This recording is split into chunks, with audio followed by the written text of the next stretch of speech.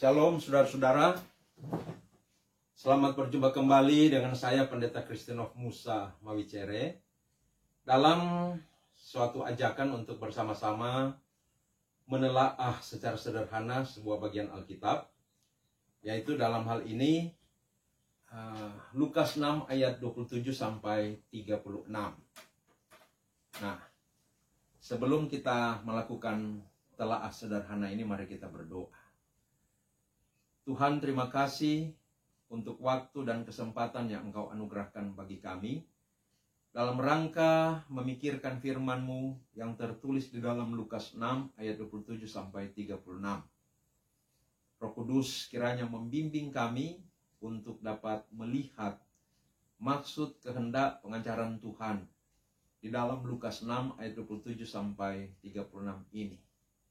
Dan kiranya firman-Mu sungguh berkuasa untuk membimbing kami makin hari makin mengasihi Engkau, makin hidup menurut kehendak-Mu, makin hidup memuliakan Engkau. Terpujilah Engkau Tuhan, kami serahkan beberapa waktu ke depan ini hanya ke dalam tangan dan pimpinan-Mu. Ini doa kami, dalam nama Tuhan Yesus kami berdoa. Amin. Saudara-saudara, mari kita membuka dan membaca Lukas 6 ayat 27 sampai 36. Saya bacakan isinya demikian. Kasihilah musuhmu. Tetapi kepada kamu yang mendengarkan aku berkata, kasihilah musuhmu, berbuatlah baik kepada orang yang membenci kamu. Mintalah berkat bagi orang yang mengutuk kamu. Berdoalah bagi orang yang mencaci kamu. Barang siapa menampar pipimu yang satu, berikanlah juga kepadanya pipimu yang lain. Dan barang siapa yang mengambil jubahmu, biarkan juga ia mengambil bajumu. Berilah kepada setiap orang yang meminta kepadamu, dan janganlah meminta kembali kepada orang yang mengambil kepunyaanmu. Dan sebagaimana kamu kehendaki supaya orang perbuat kepadamu, perbuatlah juga demikian kepada mereka. Dan jikalau kamu mengasihi orang yang mengasihi kamu, apakah jasamu? Karena orang-orang berdosa pun mengasihi juga orang-orang yang mengasihi mereka. Sebab jikalau kamu berbuat baik kepada orang yang berbuat baik kepada kamu, apakah jasamu? Orang-orang berdosa pun berbuat demikian. Dan jikalau kamu meminjamkan sesuatu kepada orang karena kamu berharap akan menerima sesuatu daripadanya, apakah jasamu? Orang-orang berdosa pun meminjamkan kepada orang-orang berdosa, supaya mereka menerima kembali sama banyak. Tetapi kamu, kasihilah musuhmu dan berbuatlah baik kepada mereka, dan pinjamkan dengan tidak mengharapkan balasan. Maka upahmu akan besar, dan kamu akan menjadi anak-anak Allah yang maha tinggi, sebab ia baik terhadap orang-orang yang tidak tahu berterima kasih, dan terhadap orang-orang jahat. Hendaklah kamu murah hati sama seperti Bapamu adalah murah hati. Demikian Lukas 6 ayat 27 sampai 36. Nah, saudara-saudara, bagian Alkitab ini akan kita telaah di bawah tema kasihilah musuhmu dan berbuatlah baik. Nah, saudara-saudara, sekarang kita masuk pada melihat struktur dari teks Lukas 6 ayat 27 sampai 36 ini. Saya membagi bagian teks Alkitab yang kita baca ini dalam 6 struktur atau 6 susunan. Yang pertama ayat 27a yang berbicara mengenai perintah untuk mengasihi musuh. Yang kedua ayat 27b yang berisi manifestasi pertama dari mengasihi musuh itu, yaitu berbuat baik kepada orang yang membenci. Bagian yang ketiga itu ayat 28 yang berbicara tentang mohon berkat dan berdoa bagi orang yang mengutuk dan mencaci. Bagian yang keempat ayat 29 dan 30 yang berisi perintah untuk merelakan sajak terhadap setiap tindakan kasar dan perampasan yang dilakukan. Bagian kelima ayat 31 yang berisi peringatan untuk perbuatlah kepada orang lain apa yang kita kehendaki orang lain perbuat kepada kita. Dan bagian yang terakhir, yang ke-6, ayat 32 sampai 36. Berbicara mengenai alasan mengasihi musuh, yaitu supaya sebagai anak Allah, hidup kita berbeda dengan orang-orang dunia, tetapi sama dengan Bapa di sorga. Nah, saudara-saudara, sekarang kita masuk pada tafsiran. Pertama, tafsiran bagian pertama, yaitu ayat 27a. Sekali lagi ayat 27a berkata begini. Tetapi kepada kamu yang mendengarkan aku berkata, kasihilah musuhmu. Ada dua frase yang dapat kita pikirkan dari ayat 27a ini. Frase yang pertama, tetapi kepada kamu yang mendengarkan aku. Dan frase yang kedua, aku berkata, kasihilah musuhmu. Mari kita lihat frase yang pertama. Tetapi kepada kamu yang mendengarkan aku. Saudara, kata tetapi di sini menunjukkan adanya pertentangan antara frase sebelum dan frase sesudah dari kata tetapi itu. Nah, sebelum kata tetapi itu ada perikop, di mana di situ Yesus mengajarkan sekaligus memberi peringatan tentang realita yang akan dialami oleh para pengikut Yesus. Yaitu mereka akan dibenci, dikucilkan, dicela, dan ditolak. Sesudah kata tetapi itu, Yesus mengatakan dua hal. Yang pertama, kepada kamu yang mendengarkan aku. Kamu di sini menunjuk pada orang-orang yang sedang mendengarkan pengajarannya. Nah, itu berarti ada juga orang-orang yang tidak mau mendengarkan pengajaran Yesus. Tetapi sebenarnya frase ini secara lebih khusus lagi mau menunjuk pada orang-orang yang bukan hanya mendengar, tetapi juga mau melakukan pengajarannya. Nah, artinya ketika Yesus menyampaikan pengajarannya, ada 3 jenis orang yang diasumsikan. Yang pertama, orang yang tidak mau mendengar. Yang kedua, orang yang mendengar tetapi tidak mau melakukan. Yang ketiga, orang yang mendengar dan mau melakukan pengajaran-pengajaran Yesus itu. Nah, hal ini tentu mengarahkan kita pada refleksi diri, saudara. Dalam 3 jenis orang itu kita ada pada posisi yang mana? Jika kita sedang mengikuti pengajaran ini, apakah kita terbilang sebagai orang yang mendengarkan tetapi juga mau melakukan pengajaran firman Kristus ini? Apakah kita mau membangun kehidupan kita berdasarkan pada pengajaran Kristus? Ataukah kita hanya sebagai pendengar semata? Lalu setelah selesai mendengarkan pengajaran ini, ya, pengajaran ini lalu begitu saja. Maka semoga kita menjadi pendengar-pendengar firman yang memiliki hasrat, komitmen, dan tindakan untuk melakukan setiap pengajaran Kristus yang kita dengarkan. Lalu hal yang kedua dari frase yang pertama ini, kepada orang yang mau mendengarkan dan melakukan pengajaran Kristus itu, Kristus memberikan sebuah pengajaran yang agung, yaitu kasihilah musuhmu. Maka, mari kita memikirkan pengajaran agung ini. Nah, memikirkan ajaran dan perintah Yesus untuk mengasihi musuh, membawa kita pada beberapa pertanyaan serius. Yang pertama, apakah itu berarti kalau ada orang yang membenci kita dan berbuat jahat kepada kita, kita biarkan saja? Tidak boleh merasa kecewa, marah, dan membalas mereka. Yang kedua, apakah itu berarti kita tidak boleh mencari keadilan atas perbuatan-perbuatan jahat orang kepada kita? Mari kita lihat, saudara-saudara. Ajaran dan perintah Yesus untuk mengasihi musuh dalam catatan Injil Lukas ini memiliki paralelnya dalam Matius 5 ayat 43 sampai 48. Di Matius 5 ayat 43 sampai 44 dikatakan begini.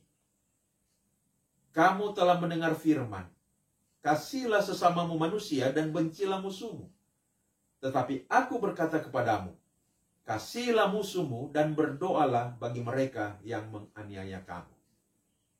Maka hal pertama yang penting untuk kita lihat ketika memikirkan perintah Yesus untuk mengasihi musuh ini ialah konteks pertama ketika Yesus menyampaikan ajaran dan perintahnya ini.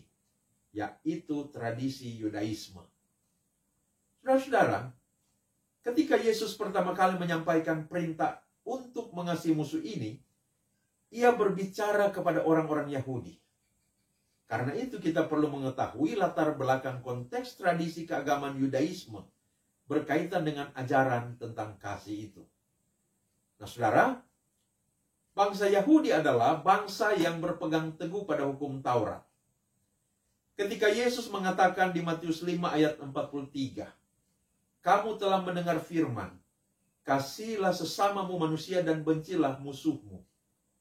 Sesungguhnya Yesus sedang merujuk pada pengajaran para rabi Yahudi berdasarkan penafsiran mereka terhadap hukum Taurat, dan pengajaran untuk membenci musuh itu dipegang dan dipraktikkan dengan kuat oleh bangsa Yahudi di zaman Yesus itu. Namun ketika Yesus mengatakan pada Matius 5 ayat 44, "Tetapi aku berkata kepadamu, kasihilah musuhmu," yang sama dengan yang kita baca dari Lukas 6 ayat 27a tadi. "Aku berkata, kasihilah musuhmu." Sesungguhnya Yesus sedang mengkritik penafsiran yang keliru dari para rabi Yahudi saat itu, yang menimbulkan ajaran bencilah musuhmu, dan mengoreksi kesalahpahaman yang populer akan hukum Taurat dalam masyarakat Yahudi pada saat itu. Nah, sebelum kita lanjut dalam pemahaman tentang mengasihi musuh yang diperintahkan oleh Tuhan Yesus, tentu penting untuk kita melihat penafsiran keliru dari para rabi Yahudi saat itu, sampai menimbulkan kesalahpahaman populer akan ajaran bencilah musuhmu. Ajaran bencilah musuhmu yang dicetuskan oleh para rabi Yahudi di zaman Yesus itu adalah hasil penafsiran keliru mereka terhadap sejumlah bagian dalam Alkitab Perjanjian Lama dan hukum Taurat. Bagian-bagian manakah itu? Pertama, hukum pembalasan, atau yang dalam bahasa Latin disebut secara populer dengan istilah lex talionis. Hukum lex talionis. Nah, sebagaimana yang tertulis di dalam Keluaran 21 ayat 24, Imamat 24 ayat 20, Ulangan 19 ayat 21. Mari kita lihat satu demi satu bagian-bagian ini. Pertama, Keluaran 21 ayat 23 sampai 25. Itu berkata begini: "Tetapi jika perempuan itu mendapat kecelakaan yang membawa maut, maka engkau harus memberikan nyawa ganti nyawa, mata ganti mata, gigi ganti gigi, tangan ganti tangan, kaki ganti kaki, lecur ganti lecur, luka ganti luka, bengkak ganti bengkak." Lalu yang kedua, Imamat 24 ayat 19 sampai 20. "Apabila seseorang membuat orang sesamanya bercacat, maka seperti yang telah dilakukannya, begitulah harus dilakukan kepadanya. Patah ganti patah, mata ganti mata, gigi ganti gigi, seperti dibuatnya orang lain bercacat, begitulah harus dibuat kepadanya." Lalu Ulangan 19 ayat 21. "Janganlah engkau merasa sayang kepadanya, sebab berlaku nyawa ganti nyawa, mata ganti mata, gigi ganti gigi, tangan ganti tangan, kaki ganti kaki."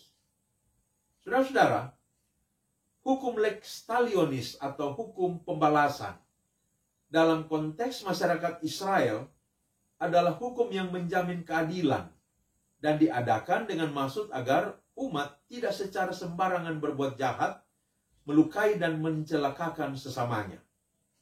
Hukum ini juga memiliki fungsi untuk menutup kemungkinan terjadinya perseteruan, permusuhan, perkelahian yang terus-menerus balas-membalas secara berkepanjangan antar pribadi, antar keluarga, dan antar kelompok. Nah, selain itu, pemberlakuan hukum lex talionis dalam konteks masyarakat Israel Perjanjian Lama adalah keputusan pengadilan, bukan kehendak pribadi seseorang. Maka hukum lex talionis memiliki efek membatasi dan membuat orang takut melakukan kejahatan, mendatangkan efek untuk mengakhiri perselisihan, bahkan mengandung efek sebelum perselisihan tersebut dimulai, sudah dibatasi, sudah dihindari, dan mewujudkan keadilan yang tegas. Nah, selain itu, saudara-saudara, hukum lex talionis ini tidak diberlakukan secara general atau secara umum dalam seluruh kasus kejahatan. Hukum lex talionis hanya diberlakukan kepada orang yang melukai sesama secara pribadi dan sengaja. Maka, tujuan dari hukum ini ialah agar apa yang seseorang tidak ingin diperlakukan kepadanya, maka ia sendiri jangan lakukan itu kepada orang lain. Nah, prinsip ini juga lah yang diingatkan Yesus dalam Lukas 6 ayat 31 yang kita baca tadi dalam kalimat positif. Di mana Yesus mengatakan, dan sebagaimana kamu kehendaki supaya orang perbuat kepadamu, perbuatlah juga demikian kepada mereka.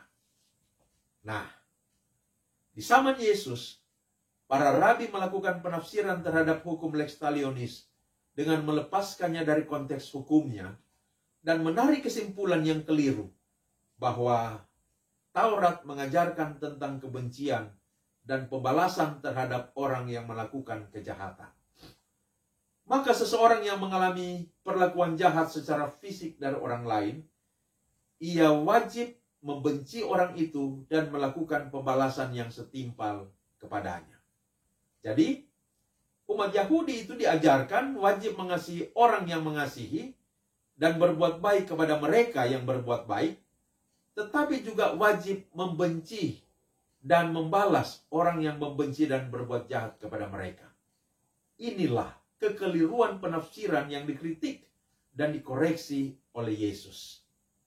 Kekeliruan penafsiran ini mencabut hukum lex talionis dari maksud hakikinya untuk mengekang kejahatan, menjamin keadilan, dan membuat orang takut untuk melakukan pembalasan dendam secara pribadi, dan justru menjadikan hukum lex talionis sebagai dasar formal yang suci untuk melampiaskan kebencian, amarah, dan dendam pribadi. Maka Yesus mengoreksinya dengan mengungkapkan pengajaran dan perintah. Kamu telah mendengar firman, kasihilah sesamamu manusia dan bencilah musuhmu. Tetapi aku berkata kepadamu, kasihilah musuhmu. Jadi saudara-saudara, dalam konteks Yudaisme yang keliru memahami hukum lex talionis dalam Taurat itulah, Yesus mengajarkan prinsip mengasihi musuh. Selanjutnya, mari kita melihat bagaimana manifestasi dari kasih terhadap musuh itu. Maka kita lihat bagian yang kedua, ayat 27b. Ayat 27b berkata begini, berbuatlah baik kepada orang yang membenci kamu. Ketika Yesus mengajarkan agar pengikut-pengikutnya berbuat baik kepada orang-orang yang membencinya, itu menunjukkan bahwa kategori pertama dari musuh kita ialah orang-orang yang membenci kita. Maka manifestasi pertama dari mengasihi musuh ialah berbuat baik kepada mereka yang membenci kita. Saudara-saudara, mengapa orang membenci kita? Bisa karena dua sebab. Pertama, orang membenci kita karena ulah kita sendiri. Misalnya kita suka menyombongkan diri, bersikap pandang enteng kepada orang lain, suka merendahkan orang lain, dan berbagai sikap lainnya yang tidak terpuji, maka orang membenci kita. Kedua, karena orang lain yang tidak suka kepada kita dengan berbagai alasan subjektifnya, karena merasa iri hati dan dengki terhadap kita, karena menganggap kita sebagai ancaman mereka, karena pikiran-pikiran negatif yang ada dalam otak mereka, atau mungkin juga karena hati jahat dan lain sebagainya, sehingga mereka membenci kita. Kebencian orang lain terhadap kita tentu akan termanifestasi dari berbagai ucapan dan tindakan yang mendiskreditkan, yang melukai perasaan, bahkan sampai bisa pada melukai secara fisik. Namun, apabila kita menghadapi realitas seperti itu, Tuhan Yesus mengajar kita untuk berbuat baik kepada mereka. Artinya, kebencian dan perbuatan jahat mereka harus kita balas dengan kebaikan. Kita perlu mencari kesempatan untuk melakukan hal yang baik kepada mereka. Tentu kita yang masih manusia terbatas dan memiliki natur dosa ini, ketika mengalami kebencian dan perlakuan yang jahat dari orang lain, pasti merasa sakit hati, terluka, marah, dan bahkan cenderung memiliki hasrat untuk membalas. Tetapi sebagai pengikut Yesus, kita diajarkan oleh Tuhan untuk berbuat baik kepada orang yang membenci kita. Tentu ini bukan hal yang mudah, saudara-saudara. Namun bila Tuhan Yesus mengajarkan dan memerintahkannya kepada kita, itu karena Dia tahu kita akan mampu melakukannya. Kalau kita hidup sungguh-sungguh di dalam Tuhan, maka Roh Kudus yang bekerja di dalam kita akan memampukan kita untuk mengabaikan segala kebencian dan kejahatan orang lain, dan justru membalasnya dengan perbuatan-perbuatan baik kita. Tuhan Yesus mengajari kita untuk mengasihi musuh kita dan berbuat baik kepada orang yang membenci kita. Mengapa?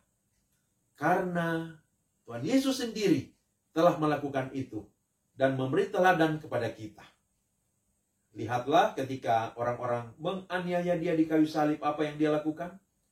Dia berdoa, "Ya Bapa, ampunilah mereka sebab mereka tidak tahu apa yang mereka perbuat." Matius 5 ayat 45 mengatakan, "Bapamu yang di sorga yang menerbitkan matahari bagi orang jahat dan orang yang baik, dan menurunkan hujan bagi orang yang benar dan orang yang tidak benar." Saudara, Allah Bapa di sorga sampai hari ini terus berbuat baik kepada orang-orang yang jahat. Atas dasar itulah, maka Tuhan Yesus memerintahkan kita untuk mengasihi musuh kita dan berbuat baik kepada orang yang membenci kita. Kalau kita mengetahui ada seseorang yang membenci kita, pikirkanlah sebuah gagasan yang baik untuk berbuat baik kepadanya. Carilah satu hal yang baik yang dapat kita lakukan kepadanya. Ya, mungkin menjumpai dia dan memberikan sesuatu yang ia butuhkan, atau memberikan sesuatu yang akan membuat hatinya menjadi senang, saudara. Ayat 28 dikatakan, "Mintalah berkat bagi orang yang mengutuk kamu." Ini bagian yang ketiga. Shalom saudara-saudara. Selamat berjumpa kembali dengan saya Pendeta Christian of Musa Mawicere dalam suatu ajakan untuk bersama-sama menelaah secara sederhana sebuah bagian Alkitab, yaitu dalam hal ini Lukas 6 ayat 27 sampai 36. Nah, sebelum kita melakukan telaah sederhana ini, mari kita berdoa. Tuhan, terima kasih untuk waktu dan kesempatan yang Engkau anugerahkan bagi kami dalam rangka memikirkan firman-Mu yang tertulis di dalam Lukas 6 ayat 27 sampai 36. Roh Kudus kiranya membimbing kami untuk dapat melihat maksud kehendak pengajaran Tuhan di dalam Lukas 6 ayat 27 sampai 36 ini. Dan kiranya firman-Mu sungguh berkuasa untuk membimbing kami makin hari makin mengasihi Engkau, makin hidup menurut kehendak-Mu, makin hidup memuliakan Engkau. Terpujilah Engkau Tuhan, kami serahkan beberapa waktu ke depan ini hanya ke dalam tangan dan pimpinan-Mu. Ini doa kami, dalam nama Tuhan Yesus kami berdoa. Amin. Saudara-saudara, mari kita membuka dan membaca Lukas 6 ayat 27 sampai 36. Saya bacakan isinya demikian. "Kasihilah musuhmu. Tetapi kepada kamu yang mendengarkan aku berkata, kasihilah musuhmu, berbuatlah baik kepada orang yang membenci kamu. Mintalah berkat bagi orang yang mengutuk kamu. Berdoalah bagi orang yang mencaci kamu. Barang siapa menampar pipimu yang satu, berikanlah juga kepadanya pipimu yang lain. Dan barang siapa yang mengambil jubahmu, biarkan juga ia mengambil bajumu. Berilah kepada setiap orang yang meminta kepadamu, dan janganlah meminta kembali kepada orang yang mengambil kepunyaanmu. Dan sebagaimana kamu kehendaki supaya orang perbuat kepadamu, perbuatlah juga demikian kepada mereka. Dan jikalau kamu mengasihi orang yang mengasihi kamu, apakah jasamu? Karena orang-orang berdosa pun mengasihi juga orang-orang yang mengasihi mereka. Sebab jikalau kamu berbuat baik kepada orang yang berbuat baik kepada kamu, apakah jasamu? Orang-orang berdosa pun berbuat demikian. Dan jikalau kamu meminjamkan sesuatu kepada orang karena kamu berharap akan menerima sesuatu daripadanya, apakah jasamu? Orang-orang berdosa pun meminjamkan kepada orang-orang berdosa, supaya mereka menerima kembali sama banyak. Tetapi kamu kasihlah musuhmu dan berbuatlah baik kepada mereka, dan pinjamkan dengan tidak mengharapkan balasan. Maka upahmu akan besar dan kamu akan menjadi anak-anak Allah yang maha tinggi, sebab ia baik terhadap orang-orang yang tidak tahu berterima kasih dan terhadap orang-orang jahat. Hendaklah kamu murah hati sama seperti Bapamu adalah murah hati. Demikian Lukas 6 ayat 27 sampai 36. Nah, saudara-saudara, bagian Alkitab ini akan kita telaah di bawah tema kasihlah musuhmu dan berbuatlah baik. Nah, saudara-saudara, sekarang kita masuk pada melihat struktur dari teks Lukas 6 ayat 27 sampai 36 ini. Saya membagi bagian teks Alkitab yang kita baca ini dalam 6 struktur atau 6 susunan. Yang pertama ayat 27a yang berbicara mengenai perintah untuk mengasihi musuh. Yang kedua ayat 27b yang berisi manifestasi pertama dari mengasihi musuh itu, yaitu berbuat baik kepada orang yang membenci. Bagian yang ketiga itu ayat 28 yang berbicara tentang mohon berkat dan berdoa bagi orang yang mengutuk dan mencaci. Bagian yang keempat, ayat 29 dan 30, yang berisi perintah untuk merelakan sajak terhadap setiap tindakan kasar dan perampasan yang dilakukan. Bagian kelima, ayat 31, yang berisi peringatan untuk perbuatlah kepada orang lain apa yang kita kehendaki orang lain perbuat kepada kita.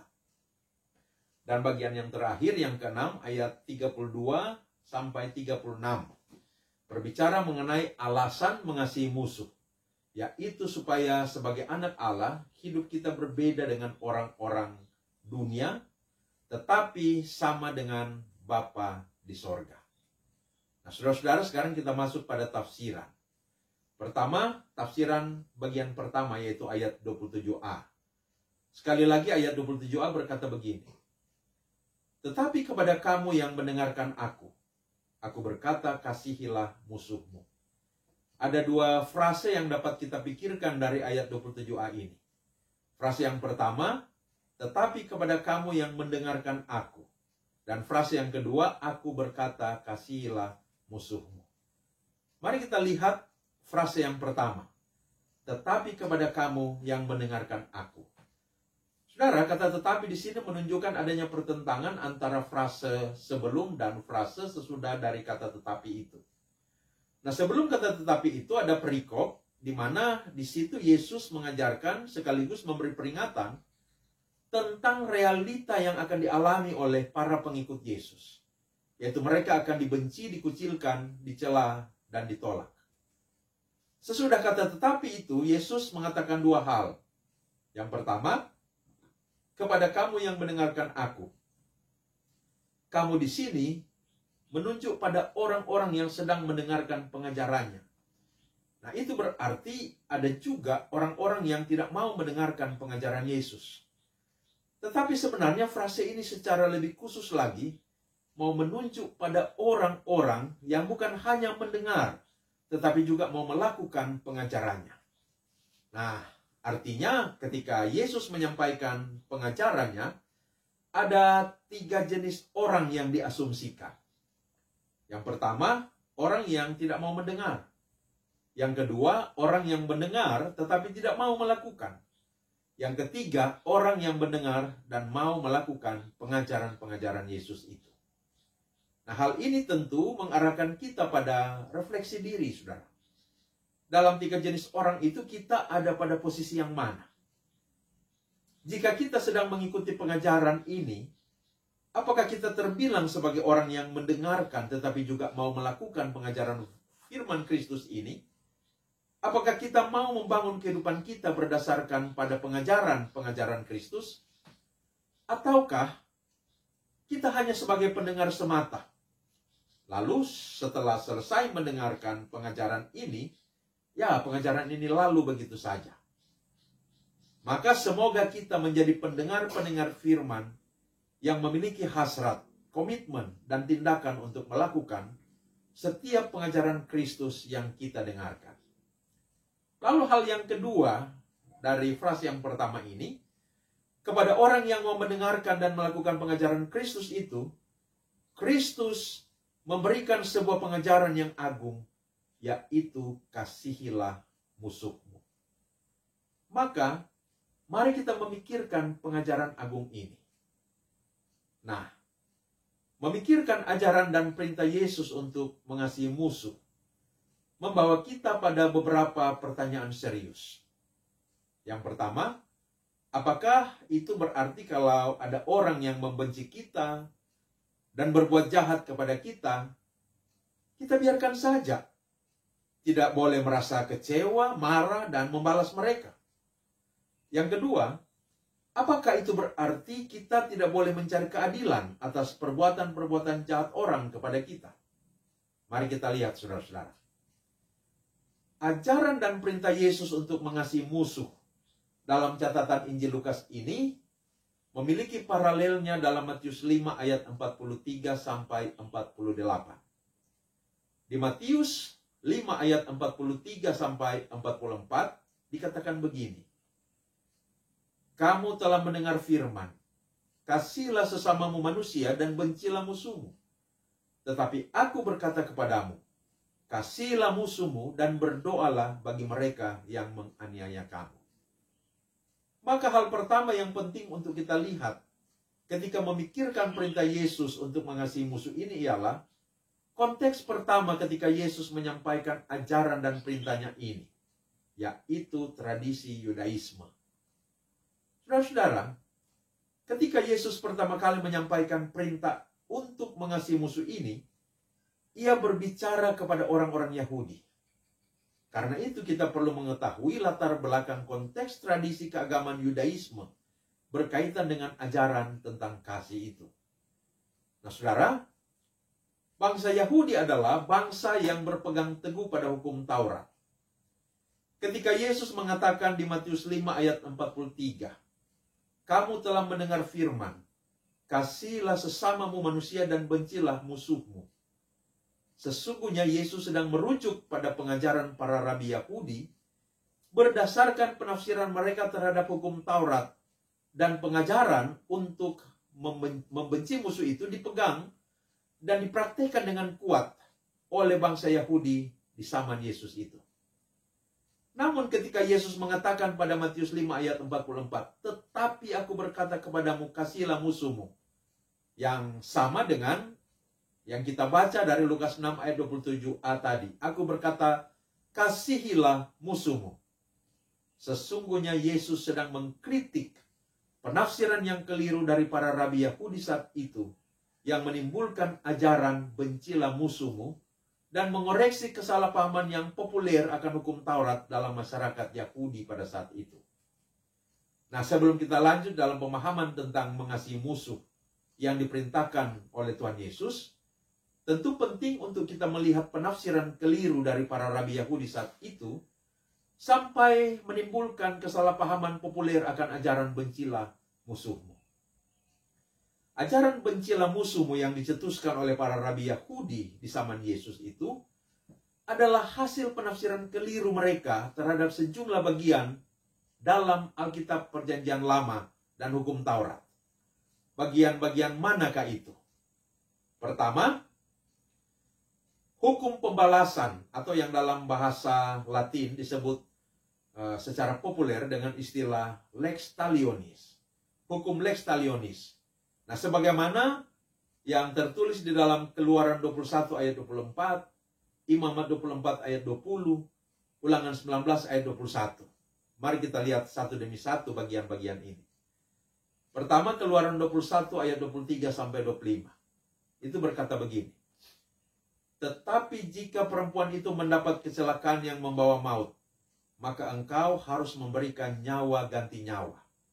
Mata ganti mata, gigi ganti gigi, tangan ganti tangan, kaki ganti kaki, lecur ganti lecur, luka ganti luka, bengkak ganti bengkak.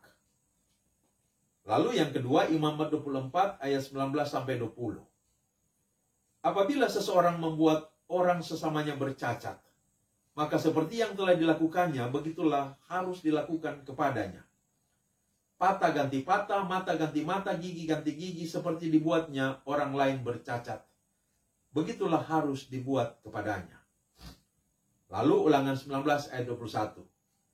Janganlah engkau merasa sayang kepadanya, sebab berlaku nyawa ganti nyawa, mata ganti mata, gigi ganti gigi, tangan ganti tangan, kaki ganti kaki. Saudara-saudara, hukum lex talionis atau hukum pembalasan dalam konteks masyarakat Israel adalah hukum yang menjamin keadilan dan diadakan dengan maksud agar umat tidak secara sembarangan berbuat jahat, melukai dan mencelakakan sesamanya. Hukum ini juga memiliki fungsi untuk menutup kemungkinan terjadinya perseteruan, permusuhan, perkelahian yang terus-menerus balas-membalas secara berkepanjangan antar pribadi, antar keluarga, dan antar kelompok. Nah, selain itu, pemberlakuan hukum lex talionis dalam konteks masyarakat Israel Perjanjian Lama adalah keputusan pengadilan, bukan kehendak pribadi seseorang. Maka hukum lex talionis memiliki efek membatasi dan membuat orang takut melakukan kejahatan. Mendatangkan efek untuk mengakhiri perselisihan, bahkan mengandung efek sebelum perselisihan tersebut dimulai, sudah dibatasi, sudah dihindari, dan mewujudkan keadilan yang tegas. Nah, selain itu, saudara-saudara, hukum lex talionis ini tidak diberlakukan secara general atau secara umum dalam seluruh kasus kejahatan. Hukum lex talionis hanya diberlakukan kepada orang yang melukai sesama secara pribadi dan sengaja. Maka, tujuan dari hukum ini ialah agar apa yang seseorang tidak ingin diperlakukan kepadanya, maka ia sendiri jangan lakukan itu kepada orang lain. Nah, prinsip ini juga lah yang diingatkan Yesus dalam Lukas 6 ayat 31 yang kita baca tadi dalam kalimat positif. Di mana Yesus mengatakan, dan sebagaimana kamu kehendaki supaya orang perbuat kepadamu, perbuatlah juga demikian kepada mereka. Nah, di zaman Yesus, para rabi melakukan penafsiran terhadap hukum lex talionis dengan melepaskannya dari konteks hukumnya dan menarik kesimpulan yang keliru bahwa Taurat mengajarkan tentang kebencian dan pembalasan terhadap orang yang melakukan kejahatan. Maka seseorang yang mengalami perlakuan jahat secara fisik dari orang lain, ia wajib membenci orang itu dan melakukan pembalasan yang setimpal kepadanya. Jadi, umat Yahudi itu diajarkan wajib mengasihi orang yang mengasihi dan berbuat baik kepada mereka yang berbuat baik, tetapi juga wajib membenci dan membalas orang yang membenci dan berbuat jahat kepada mereka. Inilah kekeliruan penafsiran yang dikritik dan dikoreksi oleh Yesus. Kekeliruan penafsiran ini mencabut hukum lex talionis dari maksud hakikinya untuk mengekang kejahatan, menjamin keadilan, dan membuat orang takut untuk melakukan pembalasan dendam secara pribadi. Dan justru menjadikan hukum lex talionis sebagai dasar formal yang suci untuk melampiaskan kebencian, amarah, dan dendam pribadi.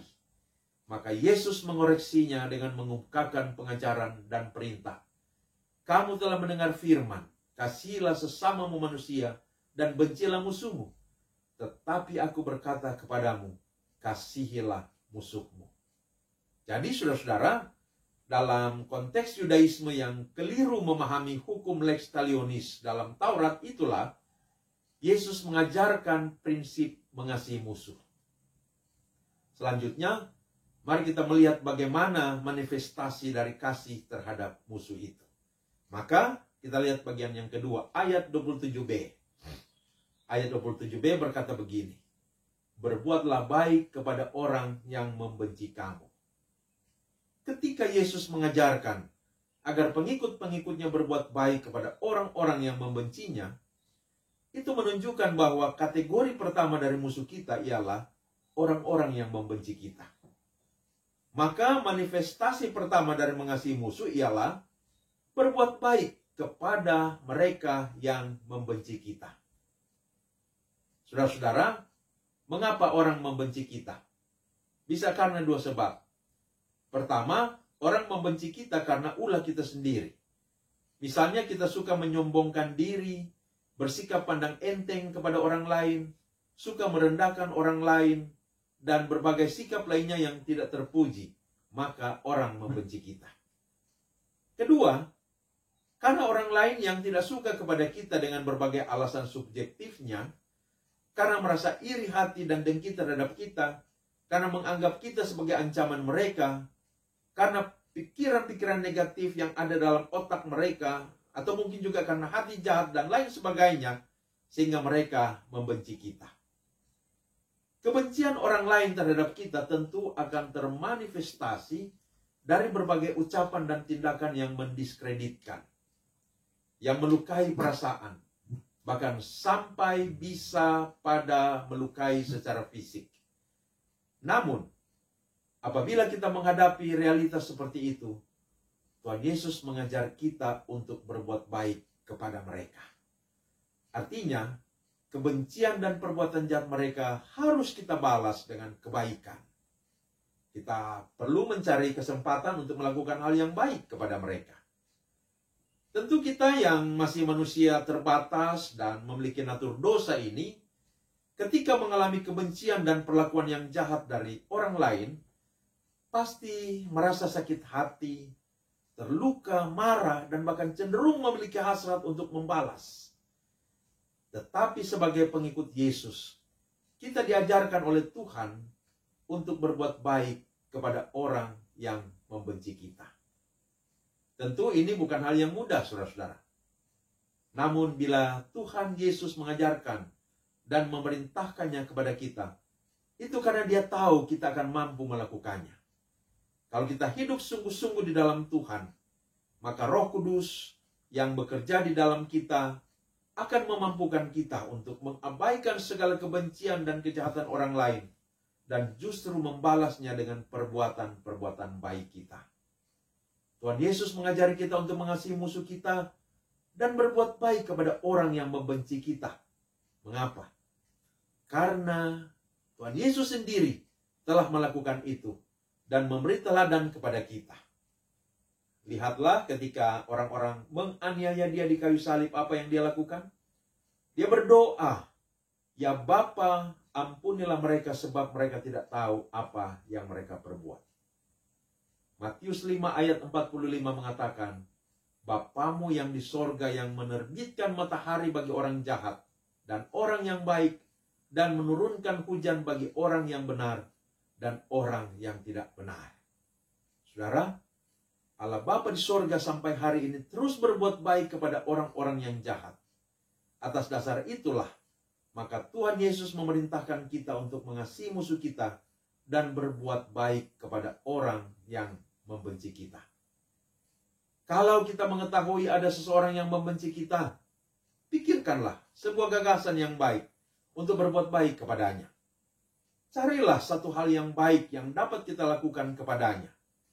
Ya, mungkin menjumpai dia dan memberikan sesuatu yang ia butuhkan, atau memberikan sesuatu yang akan membuat hatinya menjadi senang, saudara. Ayat 28 dikatakan, "Mintalah berkat bagi orang yang mengutuk kamu." Ini bagian yang ketiga.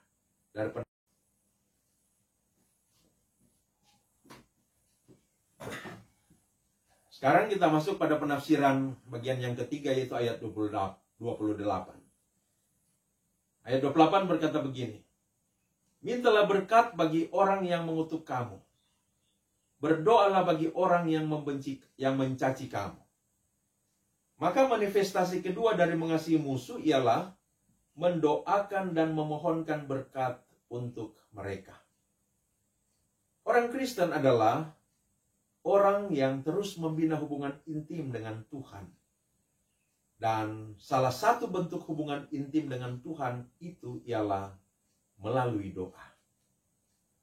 Jadi saudara-saudara, kita memuji dan memuliakan Tuhan di dalam dan melalui doa. Kita bermohon kepada Tuhan untuk segala sesuatu yang kita perlukan, ialah di dalam dan melalui doa. Kita adalah orang Kristen yang memiliki kehidupan doa yang dewasa. Dan Alkitabiah, jika kita tidak hanya berdoa untuk diri kita sendiri dan keluarga kita, tetapi juga mendoakan orang-orang lain yang kita kenal ataupun yang tidak kita kenal. Bahkan, kita memiliki kehidupan doa yang matang jika kita sanggup mendoakan dan memohonkan berkat untuk musuh-musuh kita. Jika kita tahu ada orang yang membenci kita, doakanlah dia, saudara. Jika ada yang mencaci maki kita, menyumpahi dan mengutuki kita, doakan dia. Jika ada orang yang menyebarkan hoax, fitnah tentang kita, doakan dia. Jika ada orang yang menjelek-jelekkan kita, suka bergosip untuk membusukkan kita di hadapan orang-orang lain, doakan dia. Jangan membalas caci maki dengan caci maki, fitnah dengan fitnah, gosip dengan gosip. Tapi apa? Doakan dia. Tidak perlu membuktikan kebenaran kita dan kekeliruan pandangannya tentang kita kepada orang-orang. Tapi apa? Doakan dia. Ingat, bagi orang-orang yang membenci kita, sebenar apapun kita, tetap salah di mata mereka. Dan bagi orang-orang yang menyukai kita, sesalah apapun kita, tetap benar di mata mereka. Makanya hal pertama dan utama kita lakukan ketika ada orang-orang yang menyebar fitnah tentang diri kita adalah apa? Berdoa dan memohonkan berkat bagi mereka. Mungkin saja ada kesempatan yang Tuhan bukakan bagi kita untuk membuktikan kebenaran kita, maka itu akan menjadi waktu yang tepat untuk kita memperlihatkannya. Tetapi yang paling pertama dan utama adalah apa? Doakan mereka. Yesus melakukan itu, maka kita patut mengikuti teladannya, saudara-saudara. Kita ingat, Stefanus adalah seorang yang mengikuti teladan Yesus. Seperti yang dicatat dalam Kisah Para Rasul 7 ayat 59 sampai 60. Yang berkata begini. Sedang mereka melemparinya, Stefanus berdoa, katanya, "Ya Tuhan Yesus, terimalah rohku." Sambil berlutut ia berseru dengan suara nyaring, "Tuhan, janganlah tanggungkan dosa ini kepada mereka." Dan dengan perkataan itu, meninggallah ia. Saudara, mengasihi musuh berarti mendoakan mereka agar Tuhan memberkati mereka. Tentu perintah untuk mengasihi musuh dan mendoakan serta memohonkan berkat bagi orang-orang yang telah berbuat jahat kepada kita adalah perintah yang sangat berat bagi kita. Karena itu berlawanan dengan keegoisan yang ada di dalam diri kita. Tetapi juga itu nampaknya sangat tidak adil dan sangat tidak wajar. Dalam pemikiran kemanusiaan kita, seharusnya orang-orang yang berbuat jahat mendapatkan hukuman yang adil dari Allah. Dan para korban mendapatkan belas kasihan dari Allah. Namun, mari kita melirik ke Roma 12 ayat 19. Roma 12 ayat 19 berkata, "Saudara-saudaraku yang kekasih, janganlah kamu sendiri menuntut pembalasan, tetapi berilah tempat kepada murka Allah, sebab ada tertulis, pembalasan itu adalah hakku. Akulah yang akan menuntut pembalasan, firman Tuhan." Jadi dari perspektif Roma 12 ayat 19 ini, kita diingatkan bahwa hak dan wewenang untuk menuntut dan melakukan pembalasan itu ada pada Allah, bukan pada kita. Kita diperintahkan untuk melepaskan pengampunan, bukan menuntut pembalasan. Sekali lagi, menuntut balas bukan hak dan wewenang kita, tetapi hak dan wewenang dari Allah. Maka Tuhan Yesus memerintahkan kita untuk melepaskan pengampunan dan mendoakan musuh-musuh kita. Mendoakan orang-orang yang berbuat jahat kepada kita akan membebaskan kita dari luka hati, dari dendam, dan dari hasrat untuk membalas dendam.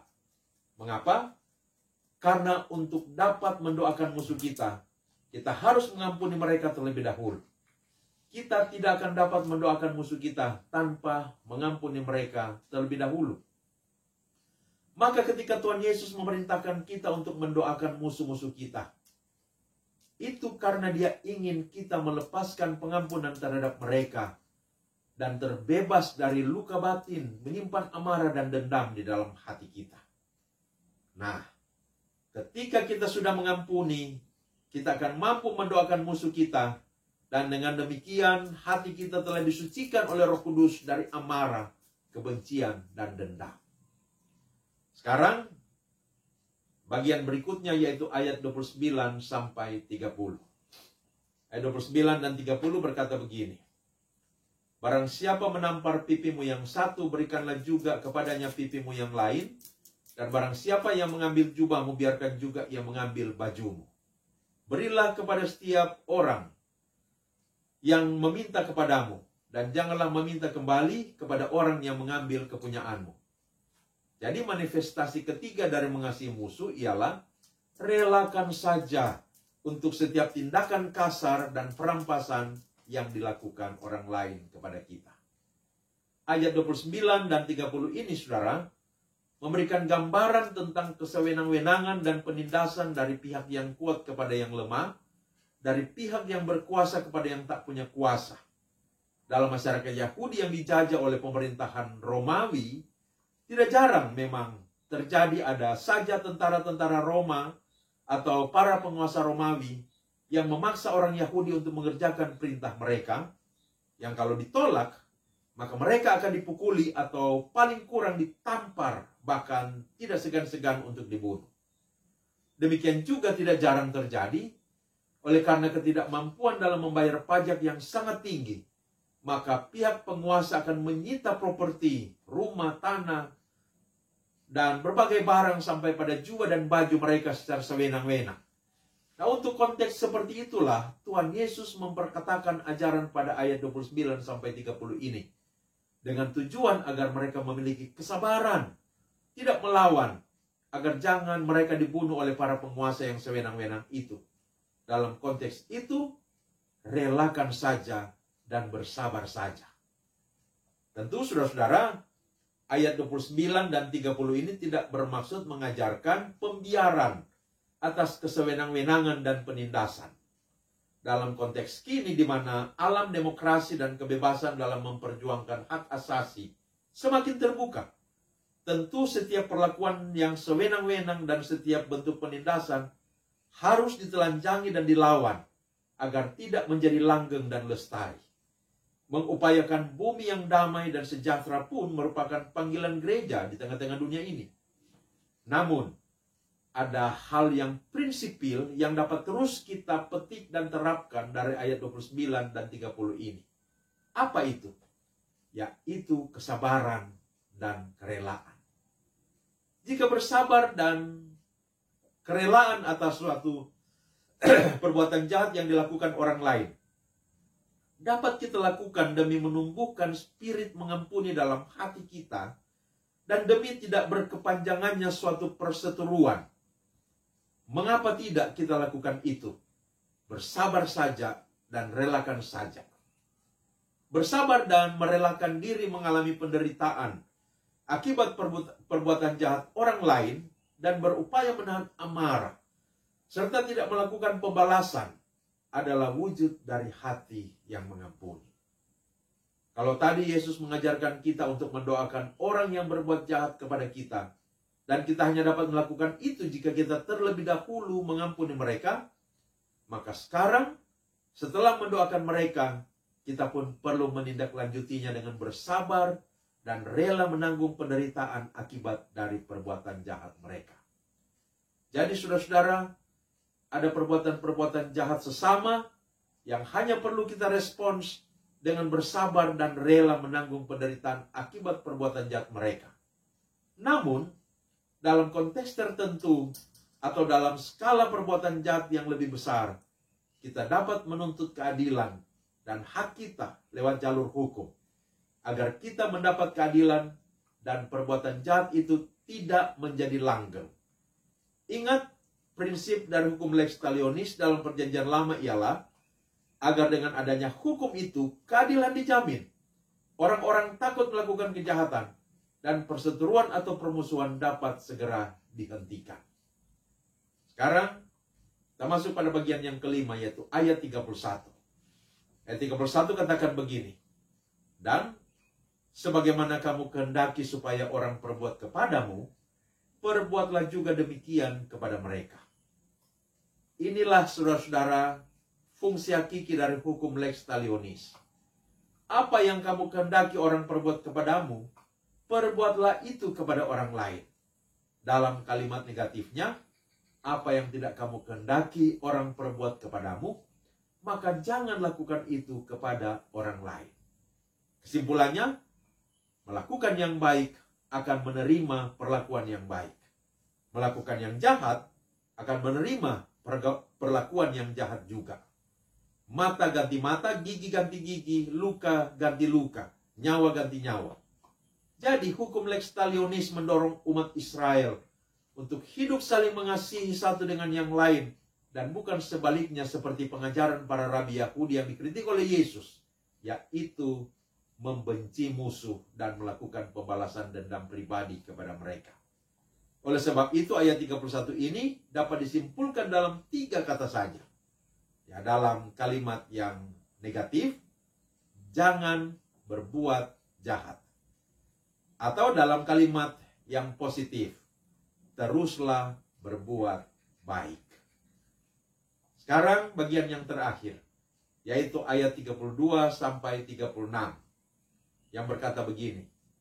Dan jikalau kamu mengasihi orang yang mengasihi kamu, apakah jasamu? Karena orang-orang berdosa pun mengasihi juga orang-orang yang mengasihi mereka. Sebab jikalau kamu berbuat baik kepada orang yang berbuat baik kepada kamu, apakah jasamu? Orang-orang berdosa pun berbuat demikian. Dan jikalau kamu meminjamkan sesuatu kepada orang, karena kamu berharap akan menerima sesuatu daripadanya, apakah jasamu? Orang-orang berdosa pun meminjamkan kepada orang-orang berdosa supaya mereka menerima kembali sama banyak. Tetapi kamu kasihilah musuhmu dan berbuatlah baik kepada mereka, dan pinjamkanlah dengan tidak mengharapkan balasan. Maka upahmu akan besar dan kamu akan menjadi anak-anak Allah yang maha tinggi. Sebab ia baik terhadap orang-orang yang tidak tahu berterima kasih dan terhadap orang-orang jahat. Hendaklah kamu murah hati, sama seperti Bapamu adalah murah hati. Saudara-saudara, di sini Tuhan Yesus mengemukakan alasan mengapa pengikutnya harus mengasihi musuh, yaitu supaya sebagai anak Allah berbeda dengan orang berdosa, tetapi sama dengan Bapa di sorga.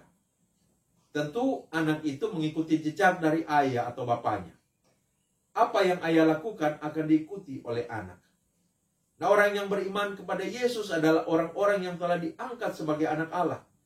Sebagai anak Allah, mereka bukan hanya hidup dalam pemeliharaan dan rancangan-rancangan Allah, tetapi juga hendak terus dibentuk oleh Allah, sehingga makin hari, makin segambar, makin sama dengan karakteristiknya.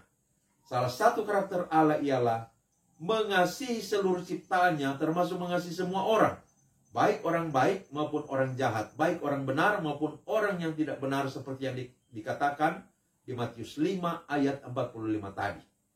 Karena dengan demikianlah kamu menjadi anak-anak Bapamu yang di sorga, yang menerbitkan matahari bagi orang yang jahat dan orang yang baik, dan menurunkan hujan bagi orang yang benar dan orang yang tidak benar.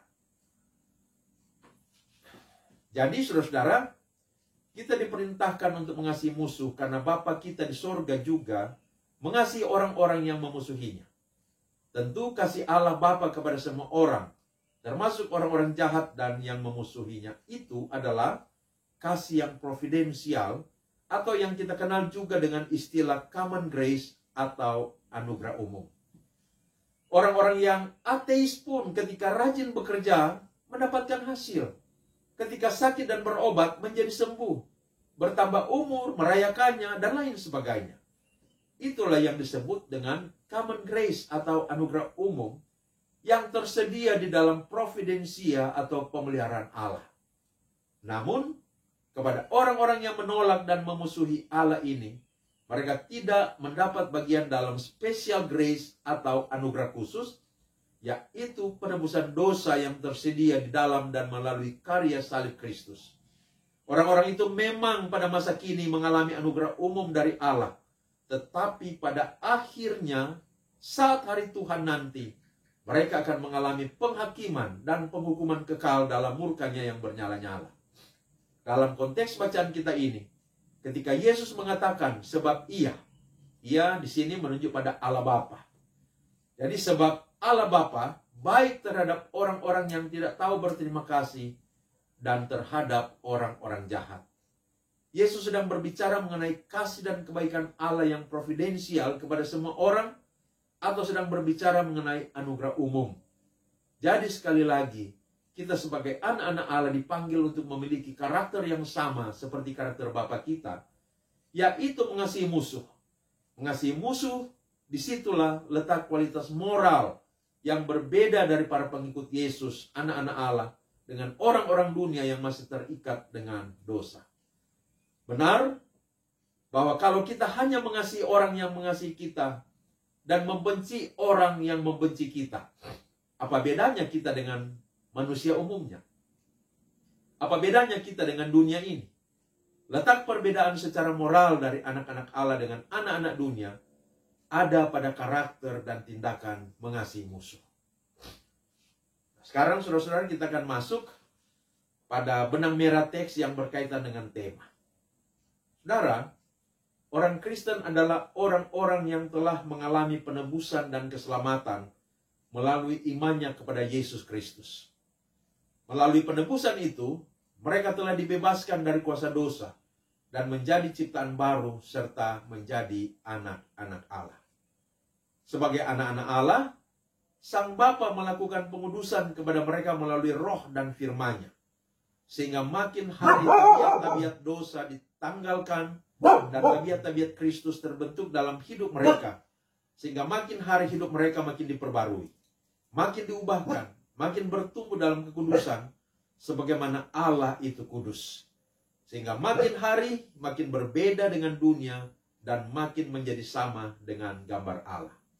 Salah satu kualitas moral yang diproses oleh Roh Kudus dan firman Kristus untuk tumbuh dalam kehidupan kita sebagai orang Kristen ialah mengasihi musuh.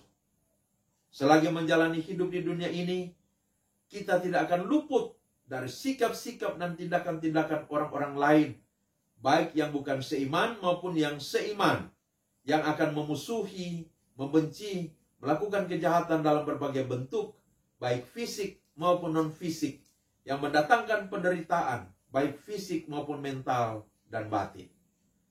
Maka bila menghadapi realita permusuhan, anak-anak Allah dipanggil untuk mengasihi musuh dengan berbuat baik, sabar, rela, dan bahkan mendoakan mereka yang memusuhi dan berbuat jahat kepada kita. Panggilan dan amanat ini bukanlah hal yang mudah. Untuk mewujudkan itu, kita perlu menyangkal diri, menyangkali keegoisan dan hasrat untuk marah, benci, dan membalas. Kita perlu membiarkan diri kita dibimbing oleh Roh Kudus untuk mewujudkan firman-Nya, mengasihi musuh, orang-orang yang berbuat jahat kepada kita. Amin. Mari kita berdoa. Tuhan, kami menyadari betapa Engkau menghendaki kami untuk mengasihi sesama, termasuk di dalamnya mengasihi orang-orang yang memusuhi kami, yang berbuat jahat kepada kami. Kami merasa sulit sekali bagi kami untuk melakukan itu, Tuhan. Tetapi bimbinglah kami, supaya kami mulai mau mencoba mempraktekkan kehidupan yang mengasihi musuh itu. Mampukan kami, Tuhan, ketika ada orang yang menyakiti kami, berbuat jahat kepada kami, Kami mengasihi mereka, berbuat baik kepada mereka, mendoakan mereka, mengampuni mereka, bersabar, dan rela menanggung segala penderitaan akibat perbuatan-perbuatan jahat mereka. Terima kasih Tuhan untuk firman-Mu. Berkati pemberitaan firman-Mu di minggu yang berjalan ini, agar supaya setiap orang yang mendengarkan firman-Mu boleh dimampukan oleh-Mu untuk menjadi orang-orang yang dapat mengasihi musuh. Terpujilah nama-Mu Tuhan, di dalam nama Tuhan Yesus kami berdoa. Amin. Demikian saudara-saudara, sampai di sini segmen Telaah Sederhana bagian Alkitab Lukas 6 ayat 27 sampai 36. Sampai berjumpa di lain kesempatan. Bagi yang belum menekan tombol subscribe, kiranya berkenan untuk melakukan menekan tombol subscribe. Terpujilah nama Tuhan. Sampai berjumpa kembali di lain kesempatan. Tuhan memberkati kita semua. Shalom.